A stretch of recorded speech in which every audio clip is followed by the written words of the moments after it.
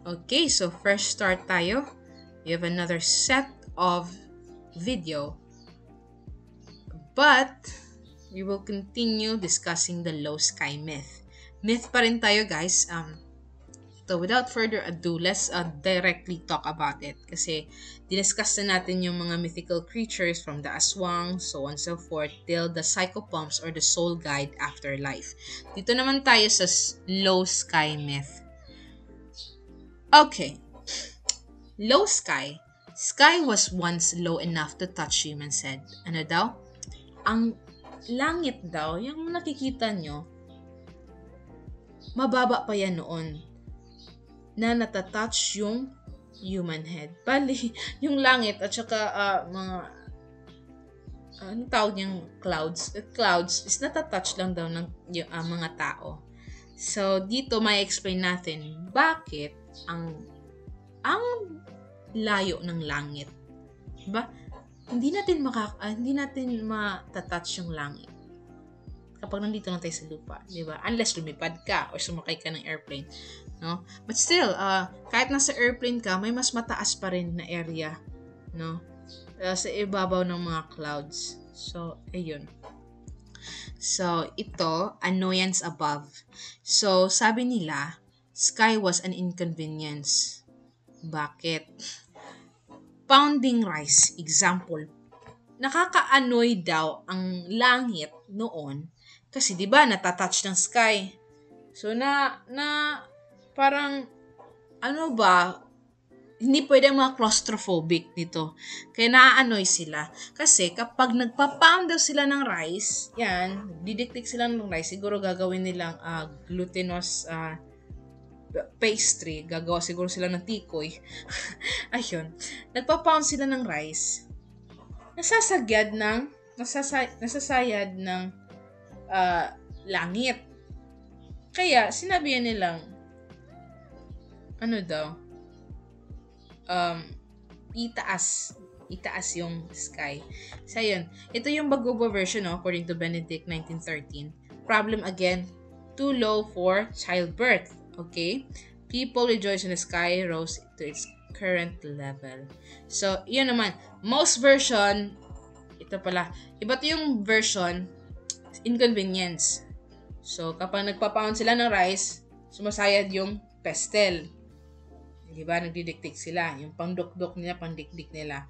Ito naman sa Bagoba version, too low for childbirth. So, ginawa nila, ayun, pinataas ng God nila, and they rejoice na sumaya ang mga tao. So, ayan. Wait lang, nawala.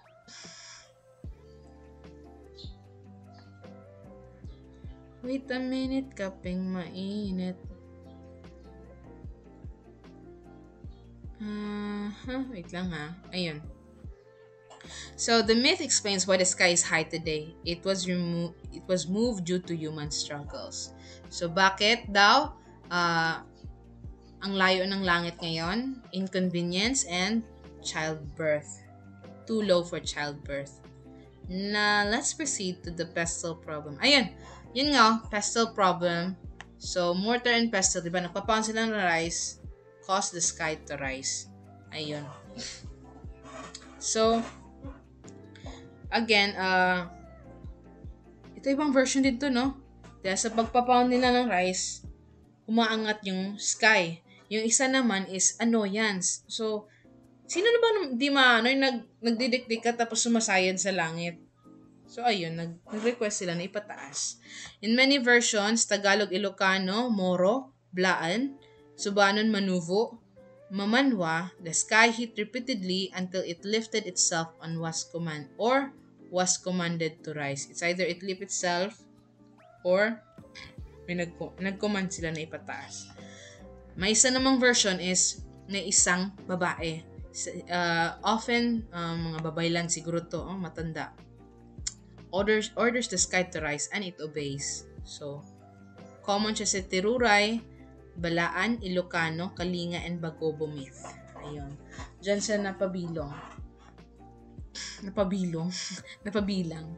The Lost Stars. Ito naman. mga lost stars. So, these are celestial bodies were originally object hanging on the sky. So, ang mga stars daw dati, sinasampay lang yan sa sky. Parang siguro decoration. Or di kaya ito, sa Ilocano. Moon and stars were a comb that was hung. So, ayan ha. ano ba itong naisip ko? Comb daw. So, ang naisip ko, comb. Ano ba yung itsura ng comb? Para siyang buwan, di ba? Parang ganyan. So, bali, ang comb ay suklay. Ano yung mga stars? Kuto? Pero parang ganun siya. Parang ganun yung version niya. Ay, nilagay niya yung comb, sinabit niya yung comb. Tapos, kalaw na, naging moon at saka stars. Sa isneg naman, ano tong isneg? Ano yan? Sa Abra or sa Cordillera na tribo? Sa Cordillera. So, yung stars daw ay galing yan sa kanilang mga beads. Di ba makikita niyo naman kahit sa buhok nila may beads, sa headdress nila may beads, sa damit nila may beads. So, yun daw ang stars. Sa moon naman, yan yung comb or suklay nila. And then waned because of jar cover. So, ano yung waned? Because of jar cover. Nag-lift, diba? Nag-lift ba yan? So, ayun. That is for the isnig. Sa Balaan naman, an old woman forgot. Ito ang nakakatawa, guys. Sa Balaan na version, ha? Ito yung Balaan version. Bakit meron tayong mga stars sa langit? So, ito, meron isang matandang babae. Sinabit daw niya yung apo niya sa langit. Ngayon, nakalimutan niya na sinampay niya yung binitay niya yung anak niya dun sa langit. Hinang ba niya? Hindi naman hang na pinatay ha. Parang sinampay lang niya kasi siguro makulit. Kaya yun, dyan ka lang sa taas. Nakalimutan niya nung pagtaas ng sky, nakalimutan niya. Yung apo ko. Ganon. Ang ginawa ng matandang babae, turned into a bird. Naging ibon siya. And forever crying at the loss of her grandchild. Kasi yung ibon, hindi siya makakaangat ng mataas masyado sa pinakadulo ng langit. So, ayun. Cry na siya. So, due to human activity, a woman's command, or celestial objects were carried with it. Kaya nabuo ang kalangitan natin, or ang sky. Now, let's move on to an anger god. Okay. An anger god, isa sa mga dahilan daw or myth, stories kung bakit mataas ang langit ngayon is because of the spear incident. Merong god kasi na yun. The sky was low to keep gods and humans connected. So an accident, a spear piercing a god made the sky ascend. So nagalit ang god kasi merong spear na natusok yung god nila. Kaya, kung ganito sila ka-close noon, lumayo na ngayon. So, that is an example of a myth talking about the sky. Next, the lost bridge. So, bridge, Manuvo myth. So, the sky was raised at human request. So, a bridge once connected to the sky world and earth world. So, ito yung langit, ito yung lupa. Sky world, earth world. Meron daw noong bridge na konektado ang dalawa. So, human indiscretion angered gods, leading them to remove the bridge. So, meron namang ginawa ang mga katauhan, mga sangkatauhan dito sa earth. Kaya, tinanggal ang bridge ng mga Diyos. And that's why the lost bridge. Hindi na sila makakapunta ng langit. So, the sky ascent was caused by either an accident or human mistakes. Sa accident, yung spear, natusok niya yung Panginoon. At saka, mistake, mga kababalaghan ng mga tao, nagalit ang mga gods ng mga Manuvo. Kaya, tinanggal ang bridge. Sa animal myths naman tayo, madali lang to. Animal myths, pag may nakakita tayo ng monkey, naiisip natin is untrustworthy at saka mischievous. Alam niyo naman, mischievous, kumukuha niya ng mga gamit. Diba? Kung makakita kayo sa TikTok, kuha sila ng gamit sa mga turista. So that's how they are untrustworthy. So many myths say monkey were once human, pero pinarusahan kaya naging monkey. So example, disrespectful son. Naging monkey, untrustworthy pa rin. Or ungrateful child, naging monkey. So another example of myth about monkeys is that the first monkey, nagkaroon ng first monkey dahil merong isang anak na lalaki na siguro makulit. Ayun, na-struck on the back, tapos causing the monkey to slouch. So that's the first monkey. We have the Christianized version naman, the creation of monkeys.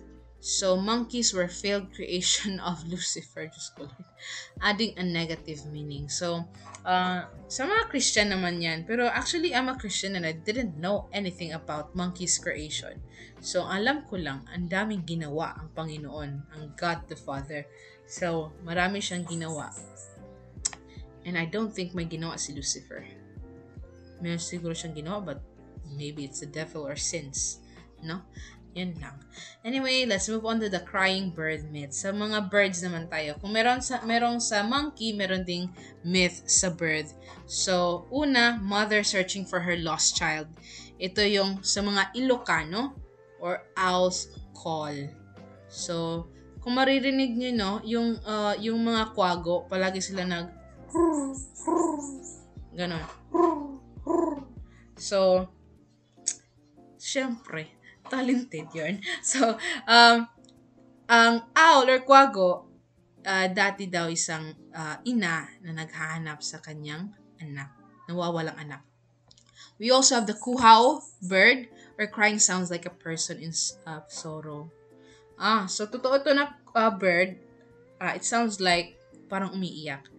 Also have the Moro legend of the first bird. So another tale of transformation due to loss. Meron ding bird calls. So dahil ito sa isang bata daw na nag-ask for bahaw or leftover rice. So that is the bahaw bird from the Bicol. Ayan. So we're done with the animal myths. Let's move on to the cosmogony myths or the creation of the universe. So magkaiba yung cosmogony, guys, ha. Cosmogony is cosmo, universe, and jony is parang creation. So ayan, creation of the universe. I know, explain the origin of the world and universe. Okay, ang daming haba. So different origins created by a god or formed by a primordial giant. So ayan, no, it's either god or higante. So what came first? So pre-existing matter. So ang una daw, nung unang panahon pa daw, wala pang mga tao, God pa ang meron. God and also the sea and the sky. So the world daw existed, meron na daw sea and sky. So itong sea and sky na cosmogony, thought about the creation of the universe, is found in Tagalog, Bisaya, and other Philippine myths. But mostly Bisaya at saka Tagalog ang gumagamit yan. Malalaman yan natin mamaya-maya. So, napaka-importante ng sa myth, napaka-halaga ng role ng isang ibon sa pagbuo ng universe. So, first of all, we have the Tagalog cosmogony. So, ito muna is a kite or haliastur indus. So, causes a fight between the sky and sea. So, ang labanan ni Sky and Sea, si Sky throwing rocks. So, alam niyo naman yun, no? Pag may nakikita kayong meteors, pumapasok dito sa Earth area. So, ayan, becomes island and land, yung tinatapon niyang mga pato. Ang bird's motivation naman ay needs a place to build a nest. So, again, walang malalandingan ng ibon that time. Kasi Sky and Sea. Saan naman siya lalanding? Sa sky, wala siyang makakapitan, di ba? Sa sea, anong gagawin? Palutang-lutang siya doon. Mapapasa yung mapakpak niyan. Hindi siya makakalipad. So, wala talaga siyang malalandingan. So, ang ginawa, ang nangyari is nag-aaway sina Sky and Sea. Matagal na sila nagbabangayan. Again, ginagawa ni Sky, naghahagis ng bato towards kay Sea. Si Sea naman, tinatapunan niya ng tubig. Ang malalakas na alon si Sky.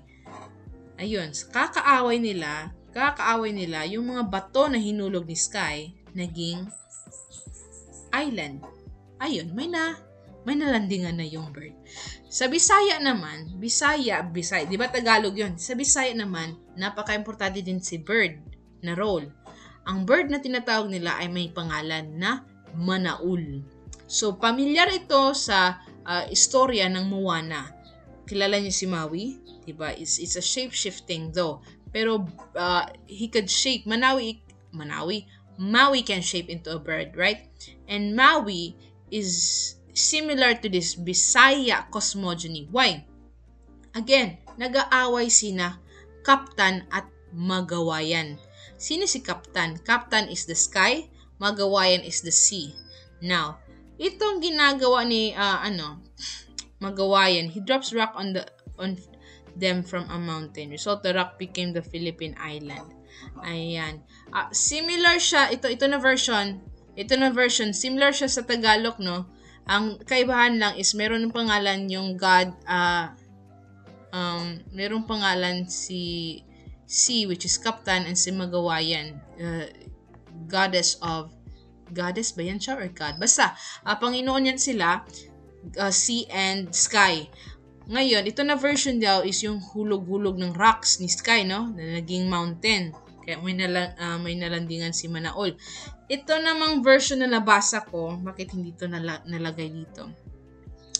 Sawa na daw to si Magawayan. Sawa na siya sa pakikipaglaban niya kay Kaptan, kay Sky. Kaya ang nag-favor siya kay Manaol. Ito ha. Dito nakalagay dito. Ang nag-favor siya kay Manaol na Manaol, pwede bang itigil nyo na tong battle? Tulungan mo naman ako tumahinto to siya kasi hindi ko na kaya daw, sabi niya. So, ginawa niya, nag-pull siya ng sino ba yung nag-request? Si Sky or si C? Basta may nag-request sa kanya para matigil na daw. Kumuha si Manaol get the first island from the bottom of the sea. At ayun. Something like that. Something that the mountain or the first island causes them to stop fighting. So ayun. That's the role of Manaul. Peacemaker siya sa version ng mga Bisaya. Okay, wait lang. So, ayun. You also have the creation of land in myths. So, Oribig, the helper bird sa mga Mansaka. So, sa mga Mansaka na tribo, they have what they called God Taganlang. Creator yan siya. Ang helper niya ay Oribig o isang ibon. And ang task ng ibon is to fetch soil from the far corners of the universe. Ang outcome, naging material for Earth. For example, the mountains, diba? And any form of land. So, rocks falling from the sky. So, again, create islands. Birds incite war. Sky throw rocks. At naging Pilipinas. So, ayun. Daming version ang daming role na maaaring gampanan ng isang ibon for the creation of the universe or the earth, no? So, ayan. Meron din tayong version ng mga giants and lonely gods. Itong giant, creator, higante, makikita mo yan sa Ilocano myth. Si Anglao at saka si Aran. Ito si Anglao, siya ang sila pala. Anglao and Aran, they shape the mountains, hills, valleys, and seas under order of a supreme god. Primordial giant lang sila. Mga giant lang sila. Meron pa rin god, no? Ito. Meron naman tayong Bisaya myth sa si Tungkong Langit. Familiar ba kayo kay Tungkong Langit? So, he creates the world after Alonsina disappears. Alonsina is her wife. is his wife. So, sorry. Tungkong langit, parang nag-away sila, may pinag-awayan sila, causes his wife to leave. Ang nangyari guys, hindi na bumalik. Di ba kadalasan kapag nag-aaway yung mag-jowa or mag-asawa, isa niyan ay aalis para mag-cool down. Hindi masyado nagte-tension, hindi masyado malakas yung tension para humupa yung problema. That's what they think. But no, that doesn't, okay yung nag-distance pero wag mong alisin yung presensya mo. Yun lang yung advice ko sa mga mag-jowa or tsaka mag-asawa siguro. Wag kang lumayo. You can distance, you can create distance, but do not be out of her or his sight. Still magparamdam ba rin yung presensya mo, meaning you're not going to anong tawag nito? Refuge on other person. Diba? So, ayun. Anyway, going back to Tungkong Langit and Alonsina, ito nga si Alonsina, hindi na bumalik. And, yun, he created the stars. Na kapag umuulan daw, yan si Tungkong Langit umiiyak. Grade 7 yan eh. So, ayan, that is Tungkong Langit and Alonsina. Sa Bisaya, yan. Sa Kapampangan naman, we have Manggechay. So, he created life in memory of his dead daughter. Namatayan siya ng si Manggechay, namatayan ng anak na babae. Kaya in memory, ginawa niya ang buong living creatures in this world. So that's it for the giants and lonely gods. Dito naman tayo. Let's proceed to the 3 worlds. It's been 22 minutes. Ang bilis ng oras. So, 3 worlds. After ng discussion nito guys, ang dami natin pag-uusapan. After nito, we will have the multiple choice test or quiz for retention and mastery. Okay, the 3 worlds. We have the sky world or bahay ng mga gods and spirits. So, sila yung konektado, sila yung nag-create, sila yung mga creator and also give orders, divine orders. Middle world naman ito tayo, mga tao. Humans and nature exist. So, the realm of daily life, struggle, and balance. So, when you say balance, there is good and bad, diba? And struggle, naghihirap din ng mga tao. And araw-araw, we are consistent. Lalabas si Haring Araw, lalabas si Buwan. Pagkabukas naman, diba? Daily life. Repetitive yung buhay natin, but it depends on us if we stay redundant, no? Next is the lower world. So, ito yung final destination of our soul. So, meron ding mga psychopomps dito, di ba? When you say psychopomps, afterlife yan. So, let's begin.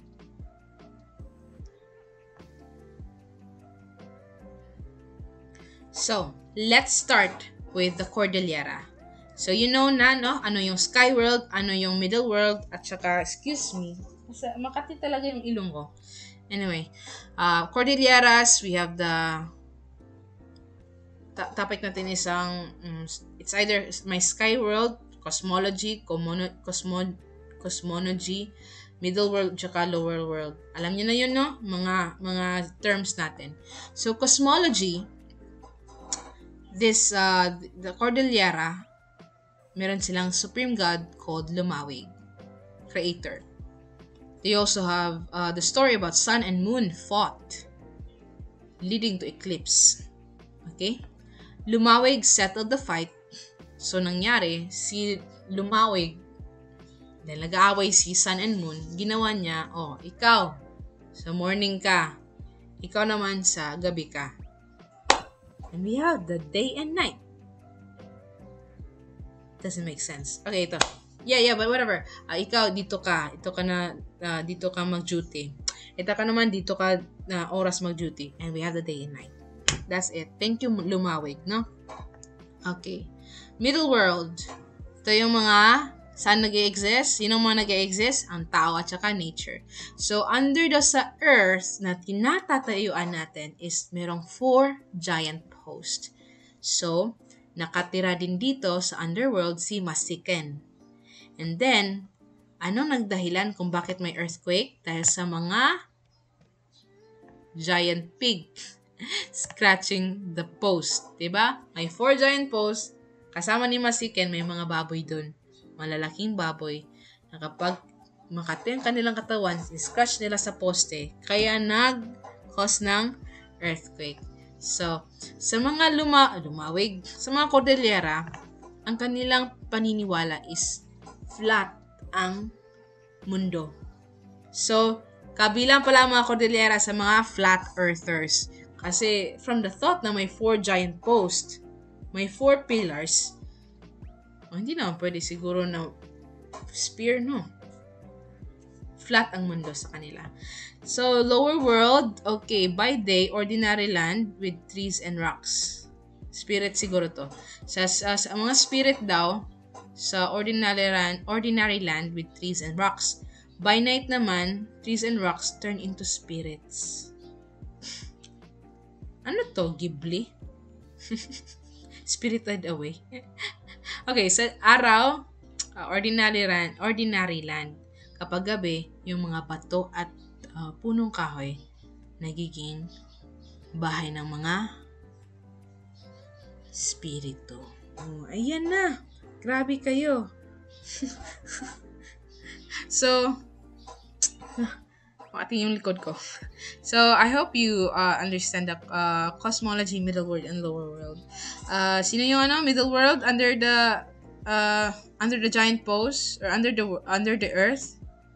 Nakatira si Masiken. Bakit kaya makati yung nostrils ko? Okay. Ang init, guys. Parang na ano ako. Nag-vertigo ako. Anyway, let's continue. Deities of the Cordilleras. So, ito yung Kabunian or Kabunian. Sino si Kabunian? God ba yan? Yes, he is a god of headhunters, fire-making, and rice. Iba si Lumawig, iba si Kabunian. So, he's also a cultural hero. And makikita mo you can picture out a Kabunian holding a spear as big as a tree and axe as wide as a roof. Ba talaga makita yung aking ilong kapag nagva-vibrate? Siguro mataas na yung mga buhok dito. Anyway, sorry for that. Si Kabunian, guys, ang nagturo, he's a god, right? He has a spear, right? He also have an axe, right? So, he taught the humans how to make fire. Daily life, basta daily life. Siya nagturo sa daily life ng mga taga-Cordillera. Fire making, cultivation, and marriage ritual. Again, ano yun? Fire making or iron tools, making iron tools, rice cultivation, and marriage rituals. So, yan. Si Masiken, again, lower world din siya. Meron ding cloud goddess. Body became first tobacco plant. So, ang mga Cordillera, guys, mahilig sila sa tobacco. Yes. And yung binubuga nila sa paggamit ng tobacco, nag-exist ang isang goddess. Cloud goddess. So, ang iniisip nila, yung binubuga nila na smoke is nagiging clouds. So, that's why they also have cloud goddess. So, that's it for the Cordillera. Let's move on to the Ifugao. Ifugao could also be found in Cordillera or Benguet. So, nandyan ang area. So, in this one, is specific tayo sa Ifugao. So, Ifugao believe that the universe always existed. So, no origin myth sila. Wala silang paano nabuo, wala silang sky and earth, wala silang ganyan. Okay? Wala silang sky and earth, wala silang manaul, wala silang bird. It just existed as it is. Okay? So, ang cosmology lang, yung structure ng earth, ito ang according sa kanila, multi-layered ang universe. So, each layer ng mundo natin ay may earthy upper face and a smooth blue stone or muling or buling. Lower face naman is kiyangan. So, originally daw, dati siyang merong east downstream and west upstream. So, yung layer ng mundo is pag ganun. West pa upstream and east downstream. Anong ginagawa ko? Basta ganun, daya at saka lagod. Pag may makita kayong daya at saka lagod, Ifugao yan. Daya, lagod, Ifugao. Daya, lagod, Ifugao. So, ayan. So, Ifugao, continuity sila. Okay? Focus on continuity, not creation. Dito na tayo sa Skyworld. Skyworld, ano yung Skyworld? Sa mundo ng mga Diyos. So, excuse me. Structure tayo sa Skyworld. So, Daya, collective name of 4 layers of Skyworld. Again, Daya, yan yung east downstream, no? Si Daya also linked to the Skyworld. So, Daya, hindi to tao. It's just what they called of the place, no? Daya, collective name of 4 layers of Skyworld. Above Skyworld, we have high-ranking deities led by Kabunian. Sino si Kabunian? God of hunters. God siya na nagturo sa mga Ifugao. So, siya yung... Bakit si Kabunian ang nagtuturo? Saan ba yung iba pang Diyos? Diba apat yung layers ng Skyworld? So, 1, 2, 3, 4. So, I believe may mga iba pang mga Diyos sa ibang layers, no? Unless kung si Kabunian lang yung Diyos. But no, it's not. It's just, there are 4 layers, okay? Unang layer sa taas, si Hudog, pinakataas. Hudog, Luktag, Hubulan, at si Kabunian. Okay? Yan yung mga high-ranking deities. Again, Hudog, Luktag, Hubulan, Kabunian. Yung kilala natin is yung goddess of God of hunters. No? Yung nagturo mismo sa mga Ifugao kung paano mamuhay. So, ito si Hudog, Luktag, at saka si Hubulan, hindi sila nakaka-encounter ng mga tao sa Earth. Sino nakaka-encounter? Si Kabunian. Bakit? Siya yung closest to the Earth. At closest sa mga tao. Visible as the sky. Makikita mo lang siya sa itaas. Now, key deity, we have Lidum, the only inhabitant of Kabunian. So, act as a messenger between higher deities and Ifugao. Okay.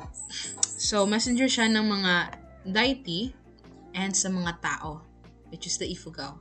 So, other Skyworld deities can see lower layers directly. So, hindi nila makikita. Sina Hudog, Luktag, Hubulan, wala silang connection sa mga sa middle world. Bakit hindi nila nakikita eh?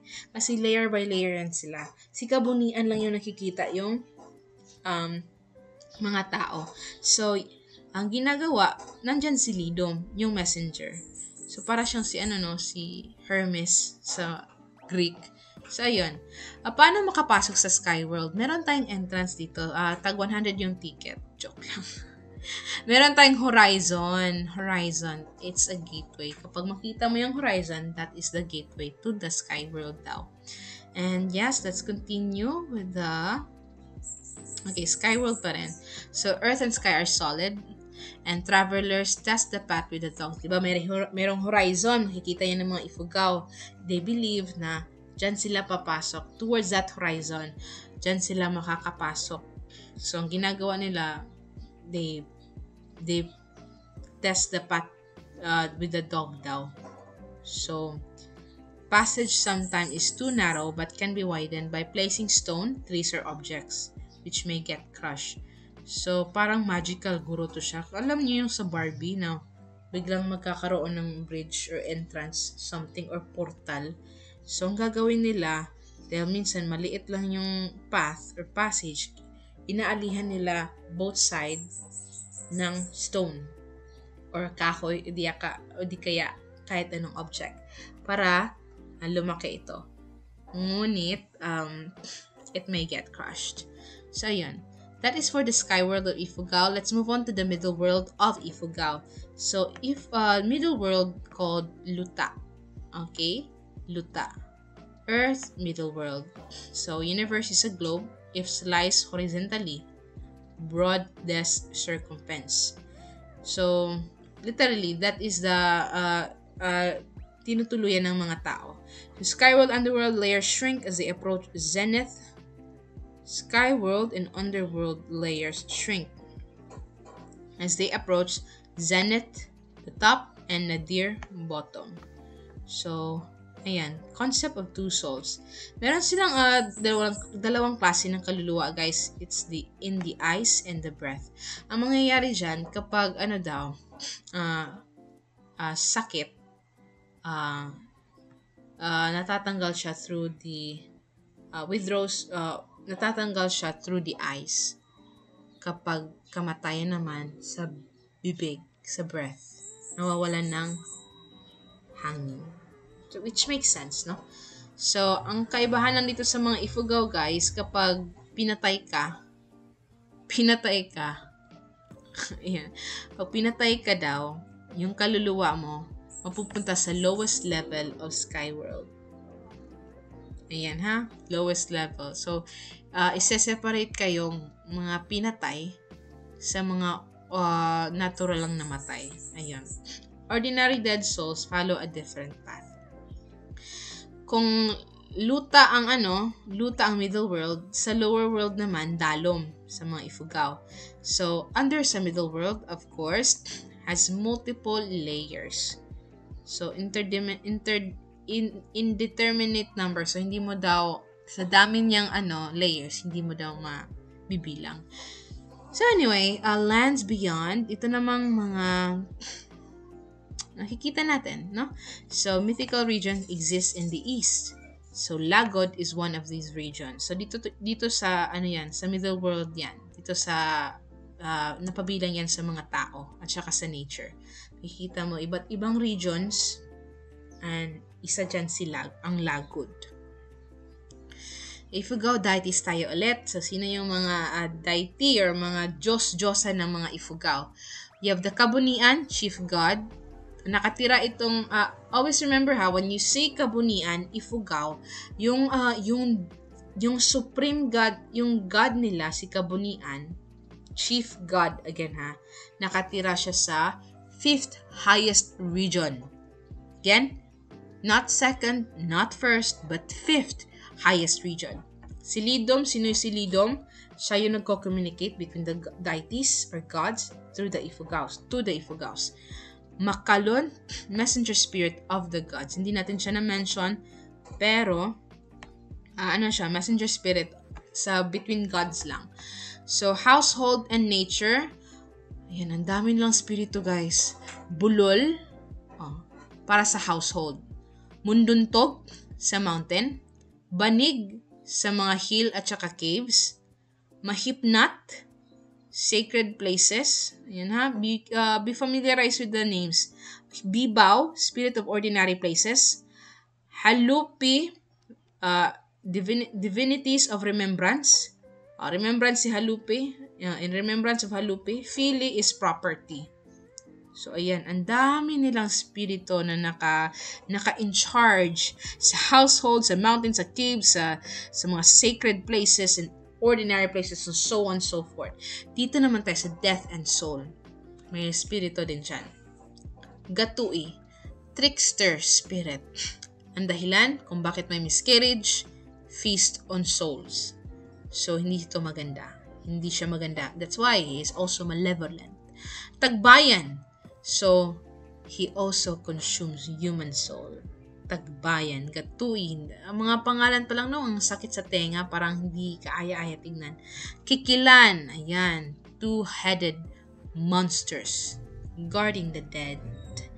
Imbayan or lingayan, guide souls in afterlife. So, para silang psychopoms. Himpugtan. Can kill who displease him. Kapag hindi mo siya napasaya, hindi mo nasunod ang kanyang gusto, papatayin ka niya. Pupugutan ka niya ng ulo. Himpugtan. Dadumot, spirit of graveyards and tombs. Sila nagbabantay sa mga pinalagyan natin ng mga namatay na.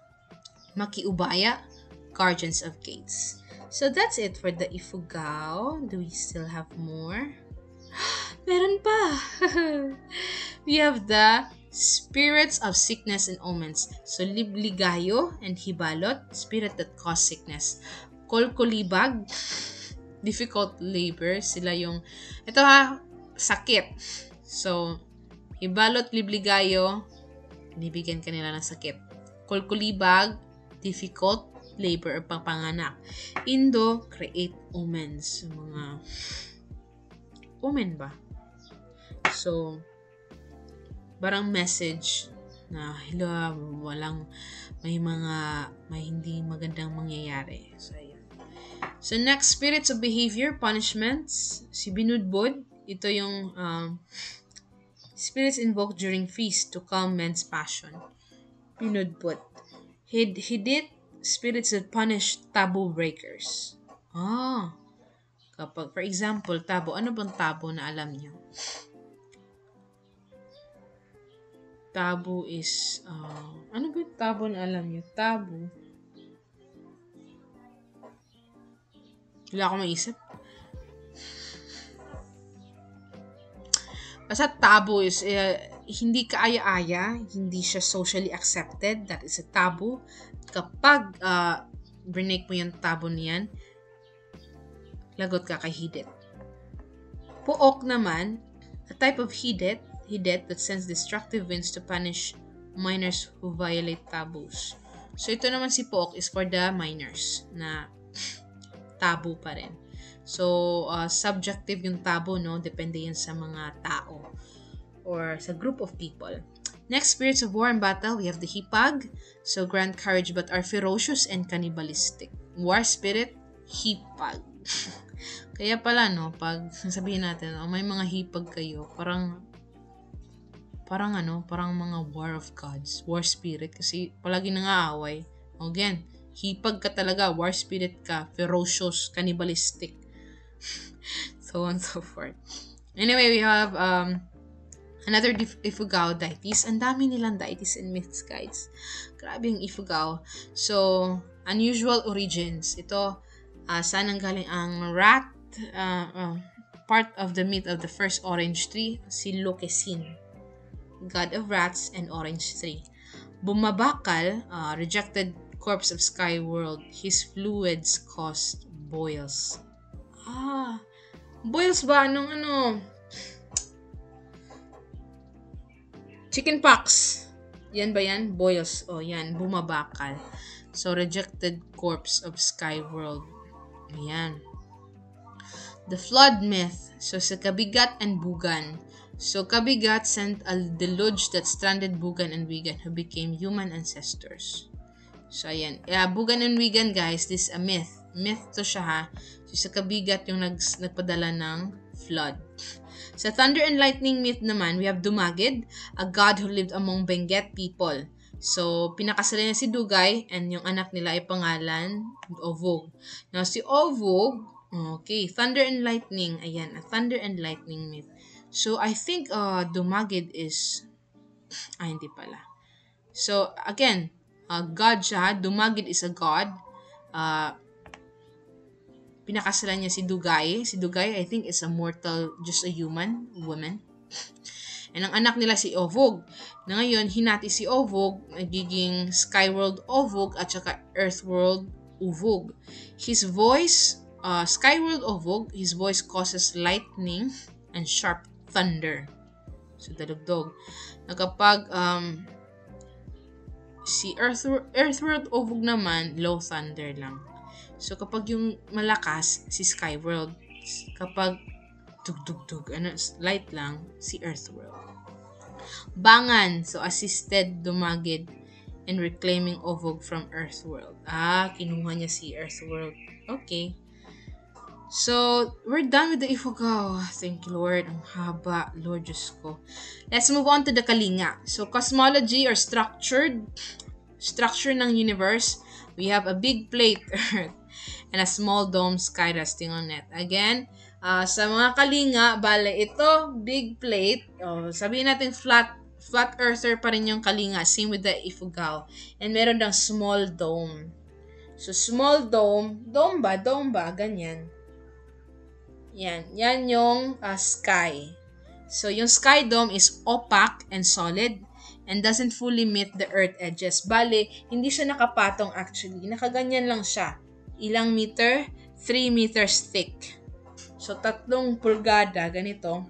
3 ganito, dyan daw yung sky. Nakalutang lang. Hindi siya naka-attach directly sa big plate of earth. 3 meters thick. So, that is for the kalinga. So, sa soul naman tayo sa mga kaluluwa. So, active daw ang mga patay sa 10 to 11 a.m. Diyos ko po, 10 a.m. pa naman. So, 10 a.m. to 11 a.m. At saka, curfew nila, no? Nag-curfew sila after 11 a.m. Babalik sila mga happy hour, 2 to 3 p.m. 2 to 3 p.m. Yan yung active hour. So, living time the rest of the day. Now, kapag 10 to 11 a.m., mali 1 hour, no? So, 10 to 11 a.m., active yan yung mga patay daw, according to Kalinga. And 2 to 3 p.m., active din sila dyan. So, careful. Dito tayo sa buntok. So, wala silang cosmology or cosmology, pero meron silang mga deity. So, Chalchal or the sun god. So, his son was beheaded by Kabigat. So, yung rival niya, si Kabigat or moon goddess, babae, but was revived. This event started headhunting tradition. So, mga buntok, meron silang headhunting tradition. Kasi si Kabigat, pinutulan niya ng ulo ang anak ni Sun God. Sunod naman, Obanan. From the word Oban or Uban means white hair. So, Obanan, it's a white-haired goddess. Take note ha, Obanan is white hair. Kaso lang, yung ulo niya, yung buhok niya is puno ng insekto at saka peste. Kabilang na dyan yung kuto. So, dahil pinarusahan siya, she punished a rude man by giving him a basket of vermin. So, may pinarusahan siya, si Obanan, na isang lalaki, okay, na binigyan niya ng basket na puno ng vermin. So, when you say vermin, I think kabilang dito yung daga. So on and so forth. Next, if we have Chalchal sun god, we also have Chacha. Chacha or Kaka. Chacha siguro to. So, god of warriors. Si Kedyam naman, blacksmith. Pinutulan niya ng ulo ang anak ni Chacha na god of warriors for destroying his work. Ito kasi ang anak ni Chacha, makulit, ayun, na perwisyo siya sa kanyang kinecreate na iron tools. Kasi yung blacksmith, yan yung diba? Alam niyo na yun, blacksmith. Isipin niyo si Hephaestus, yung asawa ni Aphrodite. Aphrodite ba? Yun nga. Ayun. Naging duel at later on, nagkasundo naman sila. Meron silang peace compact or tinatawag ding Pechen. Ayan. Chacha at saka Kedyam, Pechem. So, moving on to, diba, from buntok, similar lang din ng paniniwala. We have the Kankanay. So, wala silang cosmology, wala silang sky world, but they definitely have middle world or ang yung earth. So, again, they're supported by 4 huge posts. So, ngayon, ano yung maalala nyong huge post? Sino yung mga huge post na may masikin? Nakalimutan ko rin yung huge post. Flat earther. Ifugao. So, see, pare-pareho lang. Okay, wait lang. Okay, continue. Kapag yung, diba, similar lang, kapag mayroong giant hog or mga baboy na nangangati against the post, nagkakos ng earthquake. Now, let's move on to the lower world. Wala silang sky world, but they definitely have middle and lower world. Now, ang tawag ni lower world, wait lang, balikan ko muna yung earth lang ang tawag niya sa middle world. Meron kasi siyang tawag sa lower world. Ang tawag niya is aduungan. Aduungan, so beneath the earth. And pwede dang hukayin. Now, warning lang kasi kapag pupunta ka doon, maraming cannibalistic beings na humanoid or pare-pareho lang ng structure ng katawan ng isang tao. So, careful. Kumakain definitely ng tao. Cannibal nga eh. Now, let's move on to their deities. So, deity nila is si Lumawig. Lumawig pa rin ang pangalan. And ang asawa ni Lumawig is si Bugan. Bugan means gift, right? Bangan is goddess of romance and Oban is reproduction. Oban iba yung Oban. Kay buntok yun. Si Oban is reproduction. So, meron dito yung mga minor gods. We have the Kabigat. Sino si Kabigat? Si Moon goddess. Si Balitok, si Wigan. So, they contact mortals through Anito or spirits. When you say Anito, spirits. Dito naman tayo sa Timugan brothers. Still under with the Kankane tales. So, Timugan, Kankane. So, they use hand spades or sanka or kayabang to dig into Adungan lower world. Ano yung Timugan brothers? Hand spade and basket yung dala nila upang pumunta sa Adungan lower world. Bakit kaya nagdala sila ng basket at saka spade? Interrupted a kanaw or ritual feast of Masakin. Agoy! Ayan na, sinasabi ko sa inyo eh. Diba, pumunta sila ng lower world. Sino ba nakatira sa lower world? Sino nakatira sa lower world? Yung lower world niya may 4 na poste. Diba? May 4 na poste. Kasama din niya yung mga malalaking baboy. Si Masakin or Masakan. One brother agreed to marry Masakin. Masakin's daughter pala. But later returned to Earth. Left after discovering Adungan people were cannibals. Left after. Ayan na. So, meron pa itong dalawang magkakapatid na Timugan brothers. 'Di ba? May hand spade sila. Yung hand can be hold with hand only, of course. Hand spade and basket. Na 'yon. Dinig nila, 'di ba? 'Di ba sabi sa Kankane, yung lower world nila is nadidig lang. Kaya niyong hukayin. Ngayon, pagdating nila sa Aduungan, lower world, nakita nila si Masakan. Ininterrupt nila yung ritual feast. Or ano kayang kinakain nila doon. Basta ritual. Ritual feast. Ngayon, dahil na-disturbo si Masakan,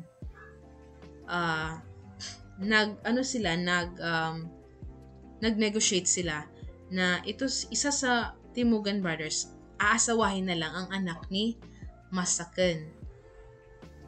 Pero ang nangyari, bumalik sila agad sa Earth kasi nalaman nila na ang mga Aduungan people or mga taga lower world ay mga cannibal. So kung ako pa nilang Timugan, babalik din ako. Kasi hindi natin alam, kasi tao lang din naman ako, hindi ako isang god or goddess, kakainin nila tayo kahit asawa ka pa niya. No? So, mautak ang mga itong mga Timugan brothers. So, ayan. That's it for the Kankane and Bontok. Let's proceed with the Tagalog. Ilang hours na ba? Tagalog pa tayo. Okay, Tagalog. Bilisan natin. Tagalog cosmogony. So, alam niyo na yun? Yung kite and war between sky and sea. Nagtapon ng boulder, naging island, tapos meron ng landingan yung bird. Cosmology, we have the Lakan, meaning prince, used for some gods. Okay? Yan, Lakan is sa Tagalog yan. So, deities live in the sky world, underworld. Walang middle world. So, sky world at saka underworld lang. Kalangitan at kasanaan. Yung kaluluwa nila, ang version nila or konsepto nila sa soul is leave the body involuntarily. So, hindi mo makokontrol yung kaluluwa mo. Sa Tagalog deities, we have the Bathala. Si Mayari is sa moon. Okay?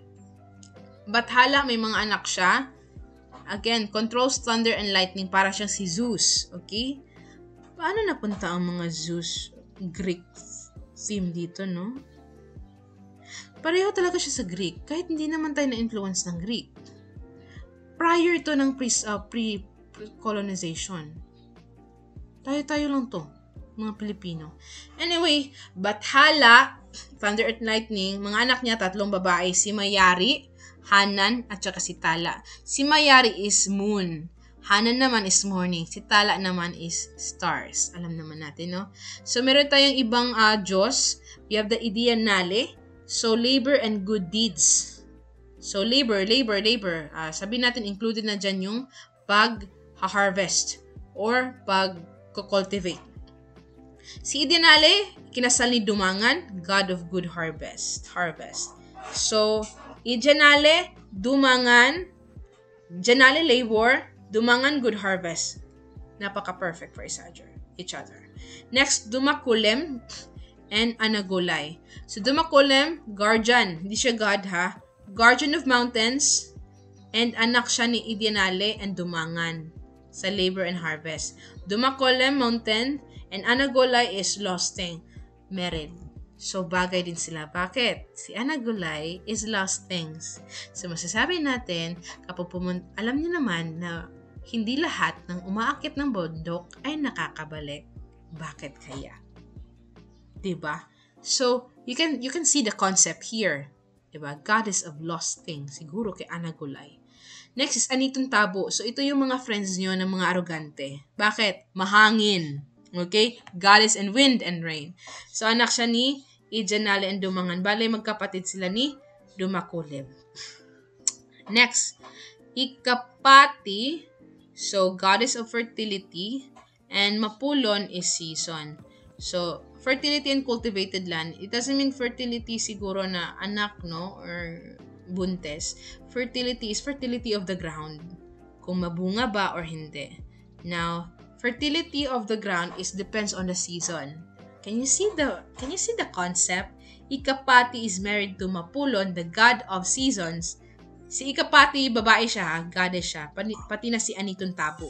Si Dumakulem, lalaki. So, Ikapati, fertility, Mapulon, season, kasi hindi all season is fertile ang ating lupa. Maring sa season ng tag-ulan, may mga lost cultivation tayo. Apolaki naman, god of the sun and warriors, anak siya ni Dumakulem at saka Anagulay. Kapatid niya si Dian Masalanta, lovers. Okay? So, sino yung magkakapatid? Dumakulem, Anitong Tabo. Ewan ko kapatid ba nila si Ikapati, walang nakalagay kasi. So, ang magkapatid dito si Dumakulem, Anitong Tabo, Apolake at saka si Dian Masalanta is anak nila Dumakulem at Anagulay. Okay? So, let's move on to the Tagalog deities. And additional, we have the Amanicable. So, sea, god of the sea, and also god of hunters. Lakan means prince, Bakod, so god of fruits. Sidapa, god of war. Amansinaya, goddess of fishermen. Underworld naman tayo, we have the Sitan or parang Satan, no? So, Kasanaan is lower world. Mangaguay, so siya yung nag-spread ng disease, sakit. Manisilat, are you following? So, I hope you're following, no? Manisilat is breaks homes. So, ito yung dahilan kung bakit nag-aaway ang mag-asawa, si Manisilat. Mangkukulam is pretends to be a doctor but emits fire. Ay, dragon pala to siya. Hukloban is a shapeshifter. Dito naman tayo sa Tagalog priest. We have agents of the gods or priest. Silangan, sonat, pangtayuhuyan, bayugin, magtatanggal or aswang, asungan at manggagayuma. So yan, mga priest yan sila. Bakit agents of the gods? Because they are somehow connected with the gods. Yes. Next, Tagalog myth of Bayani and Maria Sinukuan. So ito yung hindi kayo magsisisi dito when we are going to talk about Maria Sinukuan. Most probably some of you, no? some of you might forgot about Maria Sinukuan. Ngayon, si Maria Sinukuan, meron siyang lover, si Bayani. Mortal lang siya, or less powerful. Ngayon, ito si Maria Sinukuan, set a task to build a bridge. Set a task to build a bridge. So, he told Bayani to build a bridge, but Bayani failed, of course. So, nangyari is na-discourage siya, and she caused a stream to engulf the bridge and Bayani. So, pinaanod niya si Bayani. Ayun, nangyari ang Pampanga River. So, ano natutunan niyo dito? Sinukuan, Maria Sinukuan is coming from the region of Pampanga. Siya pala ang dahilan. Si Maria Sinukuan, sinukuan yan hindi siya sinukan. Sinukuan yan from the Pampanga River. Dito naman tayo sa coconut tree. Paano nabuo ang coconut tree? Again, you have here, ang starring nito is si Bathala. Sa Bathala ay Supreme God. Tinalo niya si Ulilang Kaluluwa. I think Ulilang Kaluluwa is something bad or either, enemy yan siya. Enemy yan ni Bathala. Ayun, giant flying snake, enemy of Bathala. So, namatay itong Ulilang Kaluluwa. Ulila. From the word Ulila, means orphan. Kaluluwa is spirit. Orphan spirit.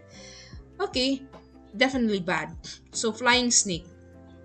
Galang Kaluluwa is kind and wandering spirit. Ayun. From the word gala, means wandering, no? Fell ill and was cared for by Bathala. Okay. Kind siya, mabait siya. Yung masama is Ulilang Kaluluwa. Snake yan Okay. Burial and creation. Before dying, Galang Kaluluwa told Bathala to bury his head in Ulilang Kaluluwa's grave. Okay. So, simply speaking, we have two kinds of spirit. Una, yung giant flying snake, si Ulila. At pangalawa, si Galang Kaluluwa. Nung malapit na mamatay si Gala, sabi niya, Bathala, ilagay niyo yung ulo ko sa puntod ni Ulilang Kaluluwa. At yun, naging coconut tree. Coconut tree. And first human created. Ayan. So, you can see naman, no? Makikita niyo yung katawan ng isang coconut. Parang siyang ahas, no? Minsan pag ganyan-ganyan. So, that could probably because of Ulilang Kaluluwa. Nilagay siya dun, no? And yes, we're done with the Tagalog. And let's move on to the Bicol cosmogony. So, only water and sky. Okay, rebellion. Si Daga, God of Winds. Langit, sky god. Bituon, their sister. So, ang nangyari niyan, guys? Ito si Daga, nag-create ng rebellion against the sky. Against the sky or langit.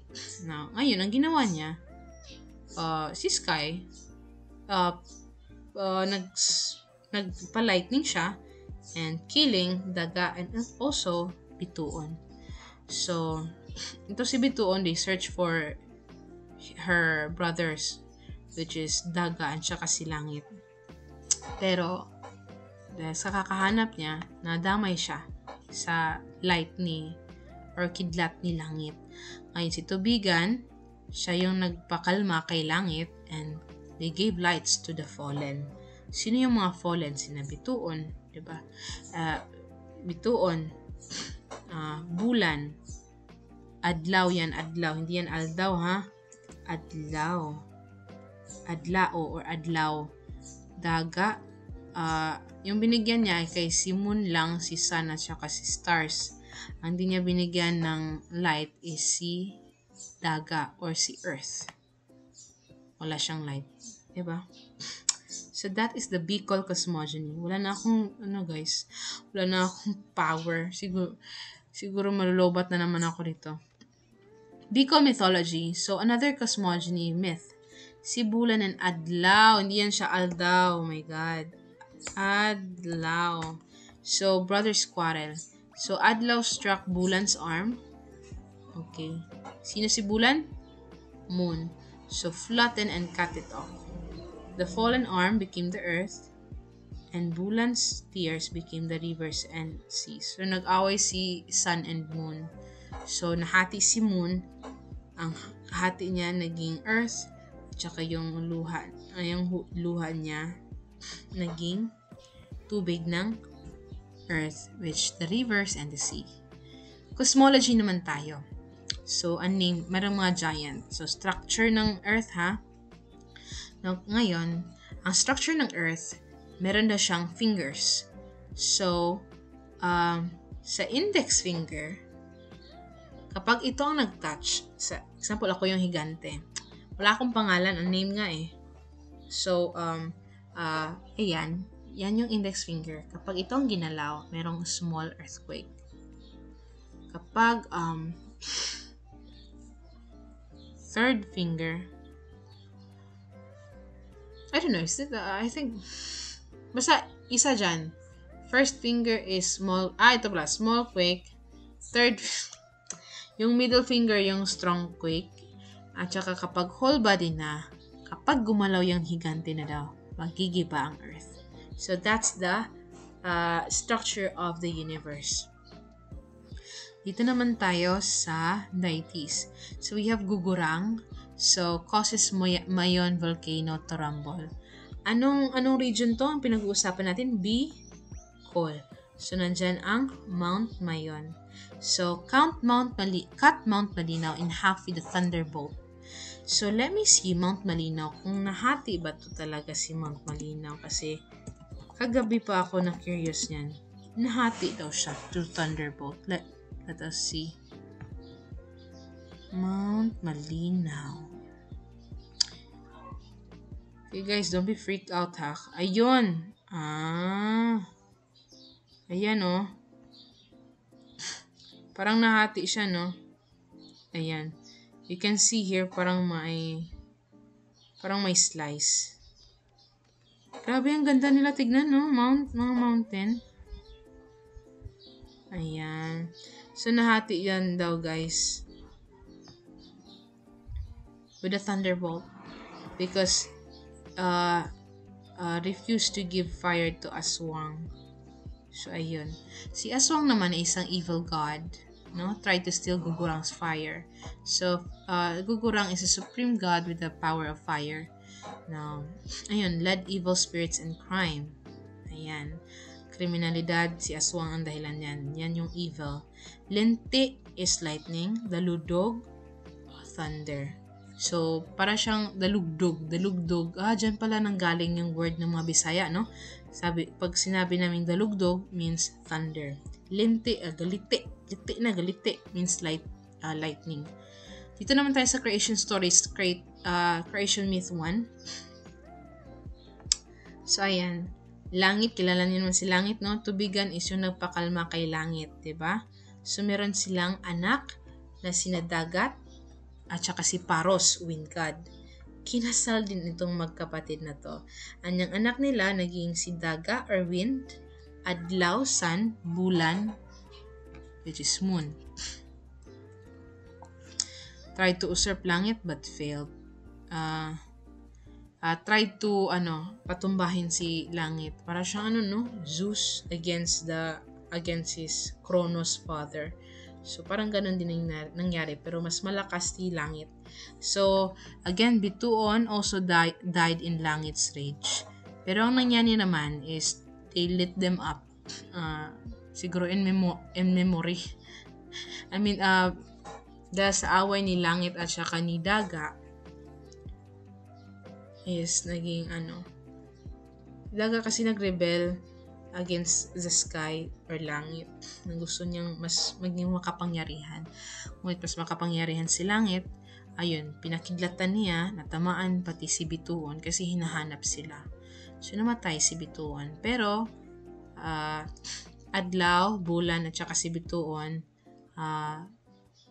pina-light up niya. Si Daga lang yung hindi. Okay? Langit and Tubigan honored them. Ayun, si Adlaw's body, yung namatay nilang anak, naging sun. Si Bulan, naging moon. Si Bituon naman, naging stars. Si Daga lang yung hindi pinagbigyan ng honor. Kasi nag-rebel siya kay Langit, ang kanyang ama. Next, we have the creation. 2, Adlaw and Bulan. So, itong si Sun and Moon nag-away. So, si Bulan dito yung galit. So, yung unang version no, is si Adlaw yung inatake niya si Bulan, naging half, kaya naging Earth yung isa, tapos yung luha ni Bulan, dahil nahati siya, naging rivers and seas. Dito naman is si Bulan yung umatake kay Sun. So, Adlaw, ayun naman, same pa rin. Adlaw cut off Bulan arms and hit his eye. Bulan fled after his defeat. So, ayun, yung arm niya naging Earth, at saka yung Bulan steers naging rivers and seas. So, similar lang pala. Next is the Sun and Gods in Rosa. Ito guys, iba naman na story to. Merong Sun God, anak ng isang Sun God na paibig sa isang mortal na babae. Ang pangalan ay Rosa. Ngayon, ayaw ng Sun God sa pag-iibigan na to. Ang ginawa ni Sun God, anak ni Sun God, ay hindi siya nagpa-light. So, madilim ang mundo. Until, kapag pumayag ng kanyang ama na ikasal sila ni Rosa. Ngayon, one day, bumisitang anak ni Adlaw. Ngunit nakalimutan niyang patayin ang kanyang fire. At yun, nasunog ang bahay niya ang komunidad ni na Rosetta. At walang natira kundi hot spring. So yun po, that's the Sun God, Sun, and Rosa. Dito naman tayo sa Kapampangan mythology. Tapusin lang itong Kapampangan mythology, no? And later on we will continue. So Kapampangan mythology, we have the cosmogony, existed before the land. So Kapampangan, Manggetsa yan. Di ba, siya yung namatayan ng anak. So kaya nagkaroon ng Earth or creation of the universe. Cosmology naman, God lives on a different planets. So, wala sila sa langit, ibang planeta sila. And meron silang templo na nakalutang sa space, outer space. Ngayon, it will take centuries daw, so light years, no? So, ang gamit naman ng mga Panginoon dyan is chariot. So, disturbing other elements such as the asteroids and so on and so forth. Mga outer space body. Next, deities, Manggetsa, supreme god. His wife lives on the moon. And ang daughter naman niya ay sa Venus kasi napakaganda nito. At iba't ibang mga gods ang nag-aaway-away para lang makuha ang anak nilang nakatira sa Venus. Sunod naman, an alternative version, you have the Suko or Sinukuan. So, a gigantic divine being full of positive traits. So, si Maria Makiling, a goddess. So, gigantic divine. Suko pala, iba palang Suko o Sinukuan. Sinukuan is a higante. Pinakasalan si Makiling, isang goddess, at yung anak nila ay si Malugo, Mahinhin, at Matimtiman. So, Malugo is beautiful, Mahinhin is modest, and Matimtiman is charming. At ang mga anak nila ay nakapangasawa ng mortal na tao. Ilocano naman, dito tayo sa Ilocano. I think I have to end this muna kasi it's been 1 hour. So, thank you guys for studying with me. I hope to see you soon on the continuation of Philippine myths. Bye-bye!